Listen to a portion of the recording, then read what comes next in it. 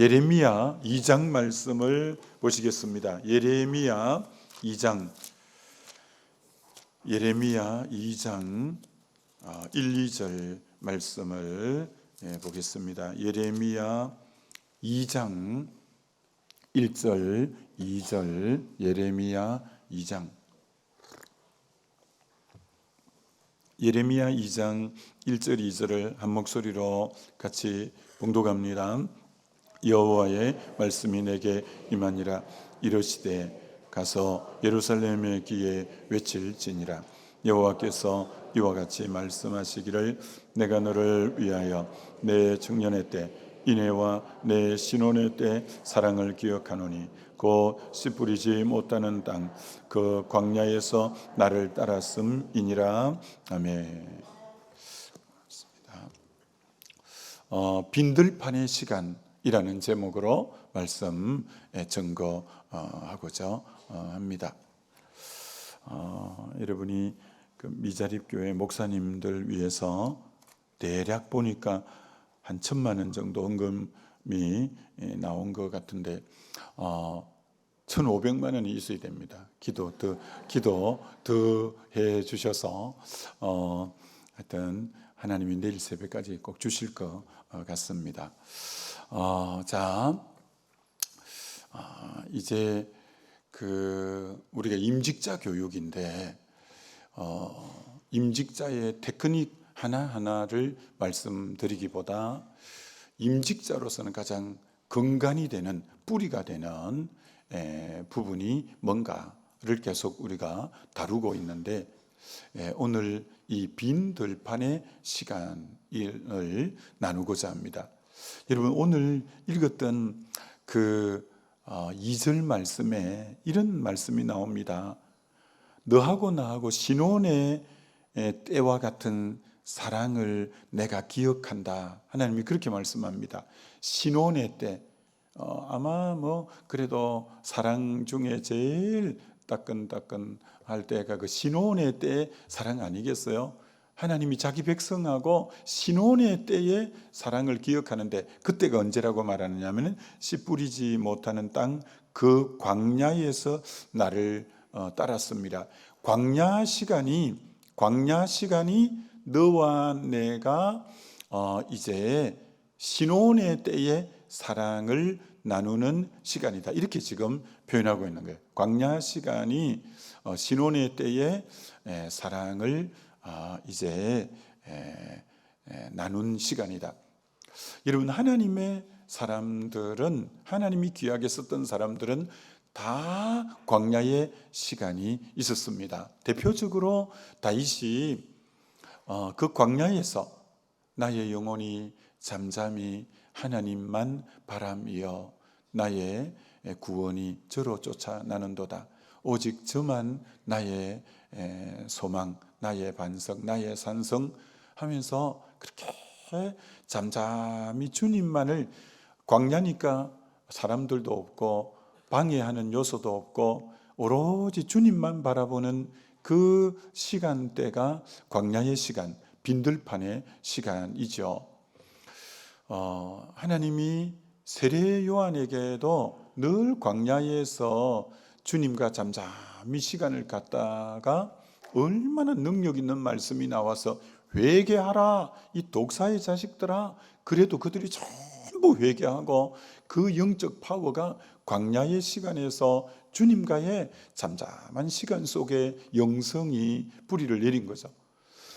예수님이 마가복음 1장 35절에 새벽 오히려 미명의 한적한 곳에 가서 아버지께 기도하셨다고. 새벽의 첫 시간 잠잠히 빈들에서 아버지만을 전심으로 바라보고 아버지께서 말씀해 주시고 은혜 주실 때 오늘 하루 사역의 방향을 결정하고 오늘 이제 인도함을 잘 받아 나갔던 것처럼 누가복음 5장 16절에 병자들이 많이 모여오되 예수님이 제자들과 한적한 곳으로 가사 또 기도하는 거예요. 사역 중간에도 딱 스탑시키고 제자들과 한적한 곳에 가서 오로지 아버지만을 바라보고 또 재충전을 덧입고 오후에도 생기발랄하게 사역하시고 그리고 마태복음 14장에는 오병이어 기적을 일으킬 때 우리의 임금되어 주소서, 임금되어 주소서, 막 그렇게 열광과 흥분과 들뜸이 있었는데, 제자들을 먼저 보내고 나머지 모든 무리들을 예수님이 보내시고 홀로 산으로 올라가사 저녁에 그 들뜬 마음들 다 가라앉히고 아버지께서 하셨습니다, 아버지께서 일해 주셨습니다, 이렇게 고백하면서 다시 아버지께 영광을 돌리고 또 잠잠히 주의 음성을 들으면서 내일 할 사역들의 새 마음을 다시 덧입고, 예수님은 우리 신앙의 모델이신데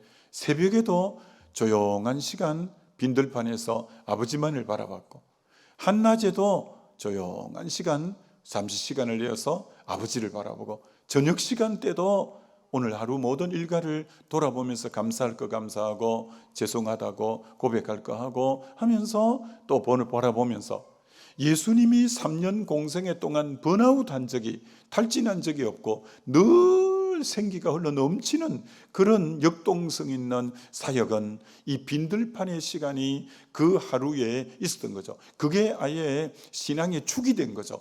아침에 조용하게 아버지 앞에 기도하면서 오전에 사역들을 할 힘을 얻었고, 또 점심 때 빈들판을 조용히 찾아서 위로부터 기름 부음을 덧입어 오후 사역을 힘있게 할 수 있었고, 그리고 저녁 때 다시 오늘 사역이 주님으로부터 나왔음을 고백하면서 또 하나님께 영광 돌리고 내일 또 새 힘을 얻어갔던, 그래서 예수님은 3년 가운데 정말 힘있게 사역한 그 신앙의 근간 축이 조용한 빈들판에서 아버지 하나님을 오로지 바라보는 그런 시간이었다는 거예요.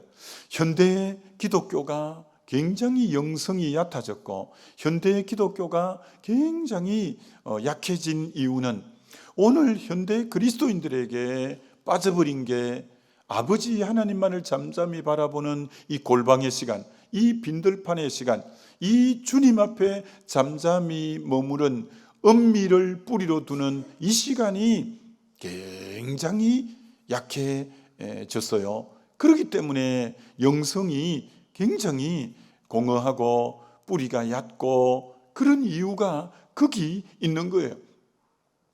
하나님이 저에게 참 개척할 때부터 그 전에도 이 빈들판의 시간을 의미를 깨우쳐 주셔서, 제가 개척한 그 읍 지역에 흥의 읍이었는데 그곳에서 포항으로 나갈 때 그 흥의 읍이 산으로 이렇게 둘러싸여져 있는데 그 산기슭에 머무르지 않는 산이 참 없었던 것 같아요.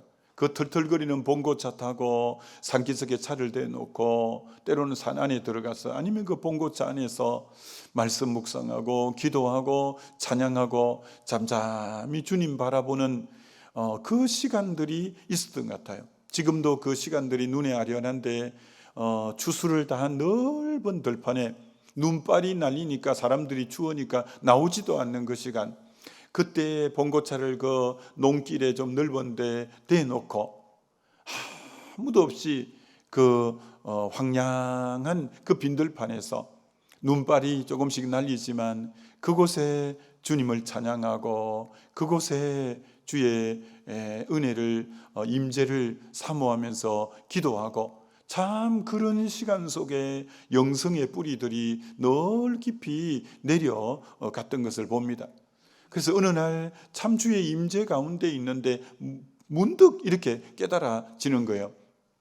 너가 많은 사람들 그렇게 지낼 사람들하고 교제하면서 지낼 수 있지만 네가 그 시간을 떼어서 나하고만 친밀한 교제를 누리기 위해서 늘 이렇게 나오는 너, 세상에 사람 빌딩이 숲을 이루고 있고 조망권이 좋은, 전망이 좋은 그곳에서 맛있는 커피를 마시면서 많은 사람과 담소하면서 2시간, 3시간 보낼 수도 있지만, 그러면 참 그런 시간들 보내고 또 산책도 하고 좋죠.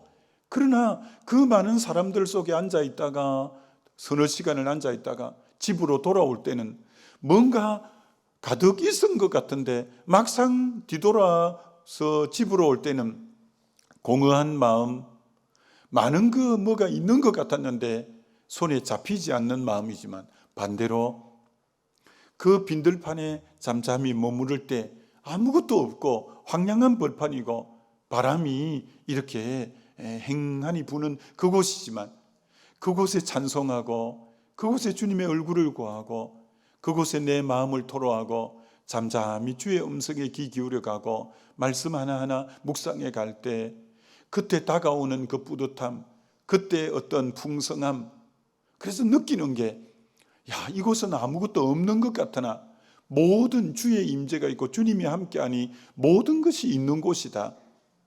세상 사람들과 북적거리는 곳에는 모든 게 있는 것 같으나 뒤돌아왔을 때는 행하니 아무것도 없는, 잡히는 거 없는 것 같지만, 이곳에서는 아무것도 없는 것 같으나 주님 앞에 머무르는 그 시간은 모든 걸 가진 자처럼 이렇게 느껴지곤 한 때가 많았습니다. 그것이 참 영성의 뿌리를 내려간 것처럼, 오늘 현대 그리스도인들이 잃어버린 이 골방, 현대 그리스도인이 잃어버린 이 빈들판, 현대 그리스도인이 분주함 가운데 잃어버린 주님 앞에 시간을 떼어드리면서 주님만을 잠잠히 바라보는 이 시간이 이 시대의 그리스도인들에게 정말 필요한 시간이다라는 거, 정말 이번에 임직을 받으시는 여러분들은 하루의 일과 가운데 내 사랑하는 주님과 둘만이 독대할 수 있는 그런 잠잠한 시간대가 반드시 필요하다는 거예요.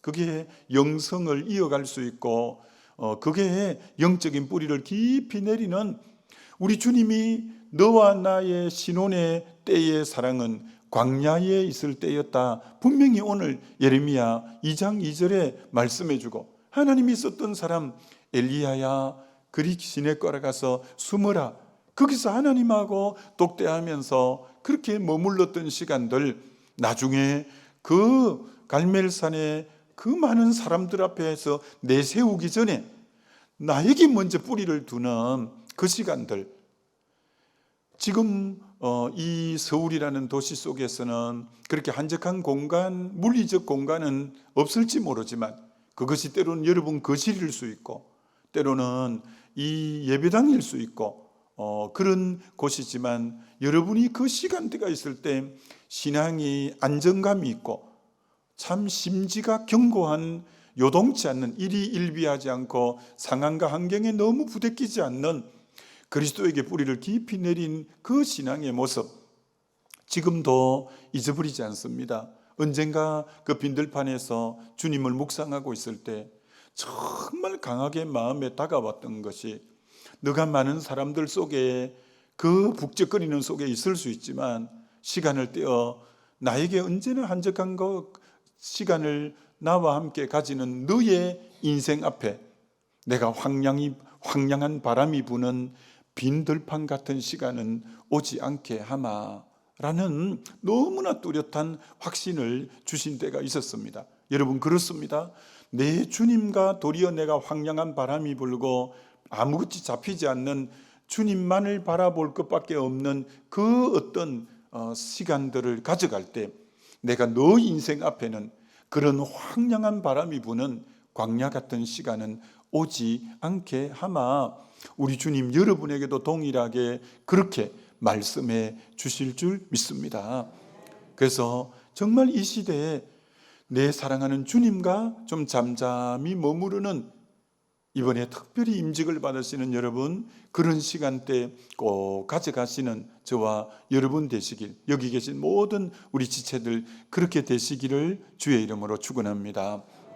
두 번째, 언제나 마음의 중심을 모시고 살아오는 가운데 그리스도의 머리 되심, 그리스도의 머리 되심이라는 이 부분은 항상 중심에 붙잡고 사는 삶의 원리입니다. 골로새서에 그리스도는 머리고 교회는 그의 몸이다, 이렇게도 표현했는데, 그리스도의 머리 되심, 이건 여러분이 항상 깊이 생각하셔야 됩니다.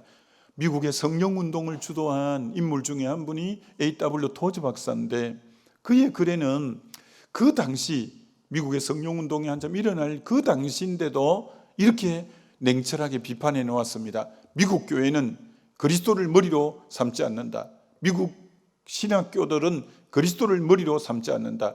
선교단체는 그리스도를 머리로 삼지 않는다.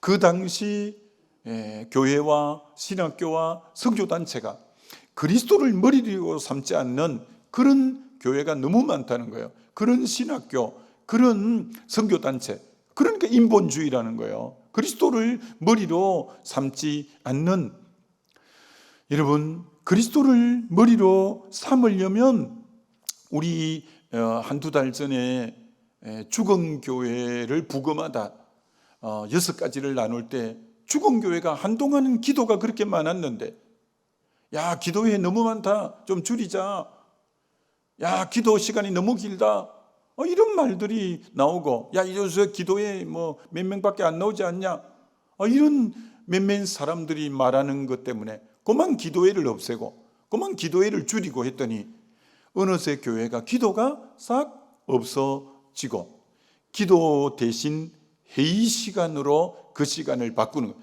회의가 뭐예요? 당신 이 의견에 대해서 어떻게 생각해요? 당신 이 의견에 대해서 어떻게 생각해요? 사람의 머리를 짜내는 시간이 회의라면 기도는 아버지, 이 뜻에 대해서 아버지의 뜻이 뭡니까? 이것에 대해서 아버지의 마음이 뭡니까? 아버지의 뜻을 발견해가는 시간이 기도 시간인데, 기도 시간을 없애고 회의 시간을 많이 갖는 것은 그 인본주의죠. 교회는 회의 시간이 많으면 안 돼요. 교회는 기도 시간이에요. 여러분이 구역장을 하든 전도회 회장을 하든 어디 소그룹에 여러분이 어떤 장을 맡았을 때 항상 기도가 앞서고, 그래서 우리가 CCC 활동할 때 그 CCC 회관의 그 계단에 기도보다 성령보다 앞서지 말자, 그게 그리스도를 머리로 삼자는 거죠. 기도보다 성령보다 앞서면 안 되고 언제나 그리스도를 머리로 삼는, 여러분, 그래야 인본주의가 아닙니다. 교회의 일이라고 주의 일이 아닙니다. 정말 그리스도가 머리가 아닌 사람이 주인 되어서 행해지는 것은 결코 주의 일일 수는 없다라는 것이죠. 여러분, 출애굽할 때, 애굽에 430년 종살이 할 때 거기에서 바로의 근세에서 빠져나오고 애굽에서 빠져나오고 람세스 국고성, 람세스가 비돔성을 그 종로에서 벗어날 수 있는 유일한 근거는 출애굽 12장 6월절 피밖에 없어요.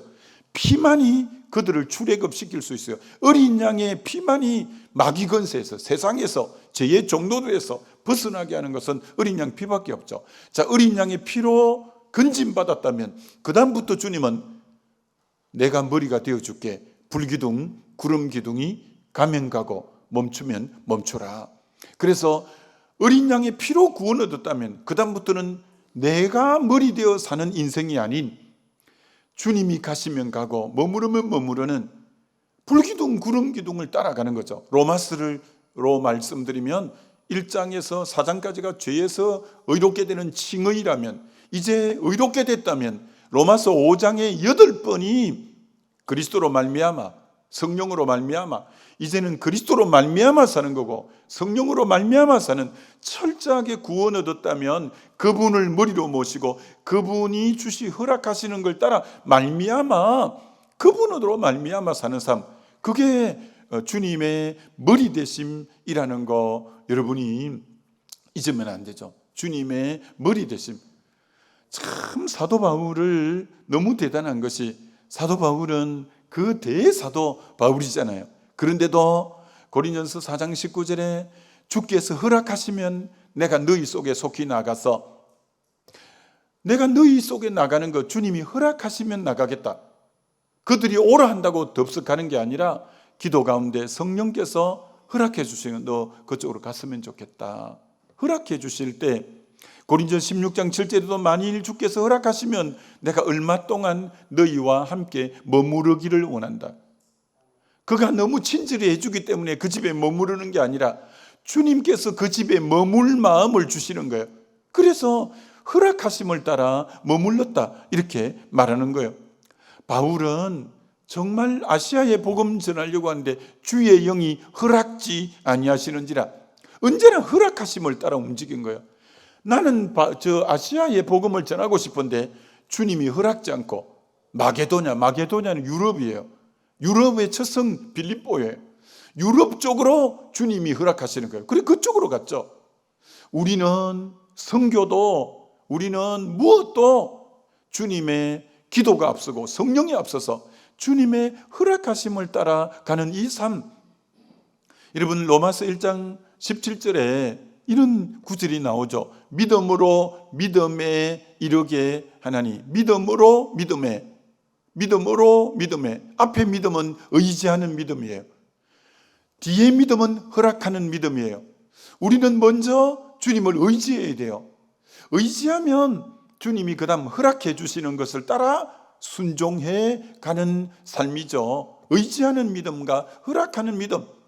사무엘상 30장에 아말렉이 쳐들어와서 가족을 다 데려가고 집을 불태우고 재산도 다 가져갔을 때, 울 기력이 없을 때 다윗이 주님을 의지하는 거예요.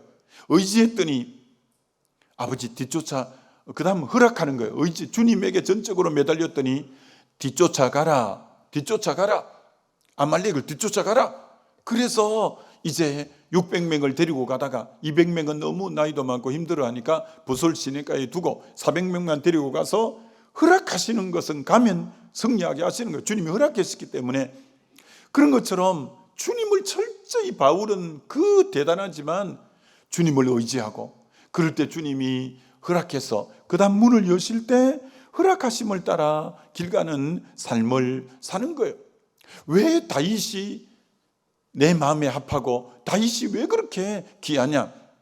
다윗은 인생의 3기로 나눌 수 있습니다. 목동일 때, 광야 생활할 때, 왕일 때 이렇게 3기로 구분할 수 있는데 목동일 때도 곰이 나타나고 사자가 나타나고 골리앗이 나타났을 때 만군의 여호와 이름으로 그의 머리는 하나님이셔서 양을 칠 때 곰과 사자를 이기고 골리앗을 이겼고, 광야에서는 내가 항상 내 앞에 주를 배웠으며 그가 내 우편에 계시면 내가 요동치 않고 내가 잠잠히 주님을 바라보면서, 광야에서는 언제나 주님이 머리였고, 다윗이 대단했던 것은 왕인데 시편 21편을 쓰면서 왕은 주로 인하여 기뻐하고 주의 구원으로 말미암아 즐거워한다.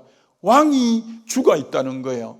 왕이 기뻐하는 게 주님으로 인해서, 주의 구원으로 인해서 기뻐하고 즐거워한다고 고백하는, 하나님이 그렇게 다윗을 마음에 들어한 경우가 형편과 처지는 목동이고 광야고 왕이니까 얼마나 극과 극이에요.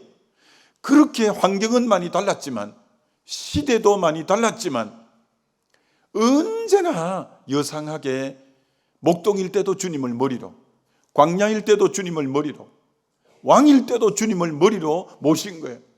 그가 머리로 모신 구체적인 모습은 사무엘상 24장에 동굴에 숨어 있을 때 사울 왕이 발을 가리러 왔을 때, 정말 자기가 죄 없는데 자기를 핍박하니까 600명이 죽이자 이렇게 해서 칼을 빼들었지만 안 돼, 주의 기름 부은 종 해치면 안 돼, 칼을 거두는 거예요. 왜? 자기 감정대로 자기 이익을 따라 움직이는 자가 아니라 주의 머리 대심, 그분의 뜻을 따라 움직이는 자가 다윗이니까. 그리고 한 번은 사무엘상 26장에 3,000명의 사울의 군대가 깊은 잠에 골아 떨어졌을 때, 정말 해치우기가 너무 쉽죠. 다 고래 무방비 상태니까. 근데 사울 왕의 머리맡에 있는 창과 물병만 가지고 와, 해치면 안 돼. 철저하게 주님의 머리 대심을 지켜갔기에 다윗을 보니 내 마음에 합한 자다. 내가 저를 통해 내 뜻을 이루리라. 여러분이 임직자가 되고 중직이 될수록 이 원칙을 안 지키면 그 자리는 복의 자리가 결코 안 돼요. 더더구나 장로님이 되어서 의사결정을 하는 굉장히 귀한 자리에 있는 분들은 정말 그 자리가 복이 되려면 기도하셔야 돼요. 성령을 쫓아 모든 것 결정하셔야 돼요. 그것이 어떤 감정에 의해서, 자기 이익에 의해서나 어떤 그런 주님의 머리 대심이 아닐 때 그 자리는 결코 복이 될 수 없어요. 중직일수록, 책임이 많을수록 더 기도하면서 내가 진짜 이 순간에 주님의 머리 대심이 맞나? 정말 주님이라면 이렇게 하시겠냐? 항상 주님이 머리 대심 안에서 생각하고 말하고 행하는, 하나님이 모세와 여호수아를 부르실 때 첫 음성이 신을 벗으라, 신을 벗으라 라는 거예요. 그 당시 신은 종들은 신발이 없었어요. 너는 이제 네가 주인이 아니야, 노예야. 노예는 철저히 주인의 뜻대로 사는 거야. 너 신을 벗어. 너 주관대로 네가 출애굽을 시키고 가나안을 정복하고 하는 거 아니야. 너 신을 벗어. 여러분이 임직자가 된다는 것은 신을 벗겠다는 결단을 하셔야 돼요. 주님, 제가 신을 벗겠습니다. 저는 주의 종으로 이 자리에 섬기기 위해서 있지, 내 주장하려고 내 뜻을 고치시키려고 내가 이 자리에 있는 거 아닙니다. 주님, 제가 신을 벗겠습니다.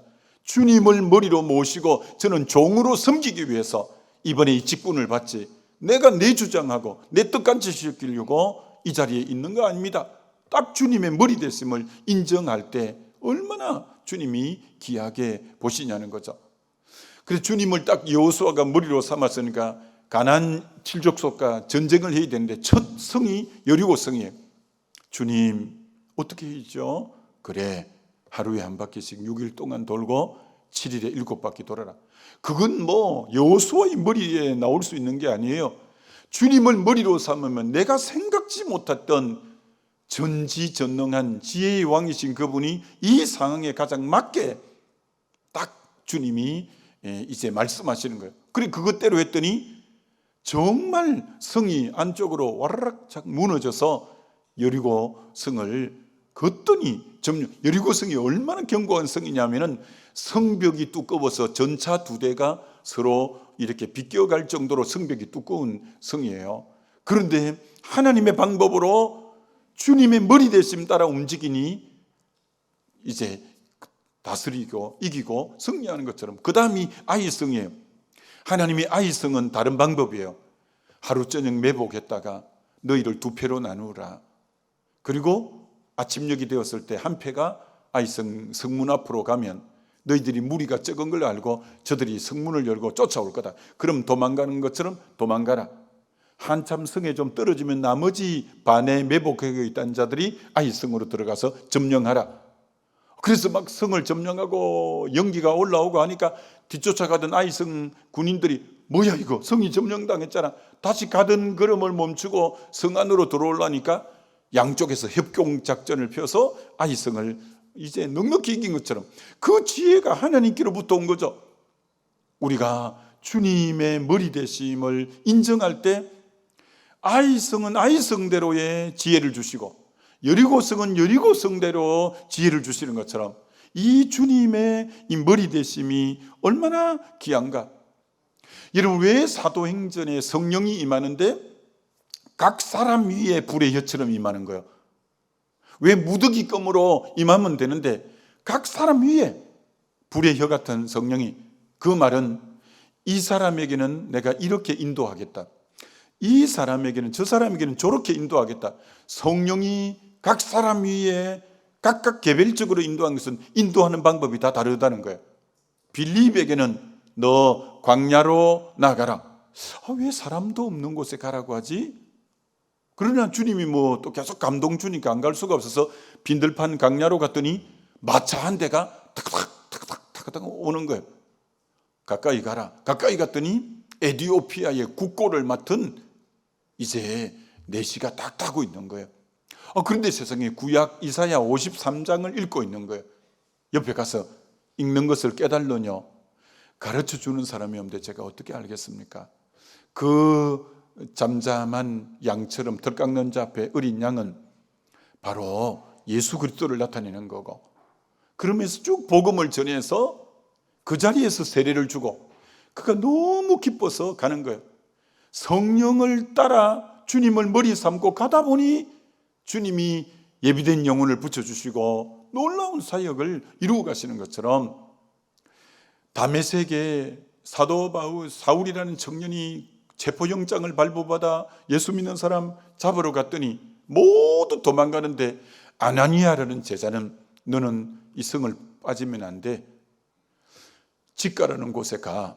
내가 사울이라는 사람을 눈을 멀게 했으니 네가 가서 기도해 줘.